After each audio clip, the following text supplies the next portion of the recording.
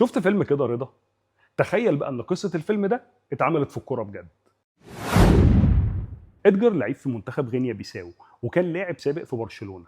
مضى عقد جديد مع فريق دينامو بوخارست. لعب 5 ماتشات مع الفريق وكان اداؤه اقل من الطبيعي بتاعه. مفاجاه جديده بتظهر، صحفي اسمه دانيال سندري بيشك في اللاعب لان اللاعب ما بيتكلمش غير اللغه البرتغاليه، في حين ان الراجل ده لعب في اسبانيا فالمفروض ان هو يكون بيتكلم اسباني.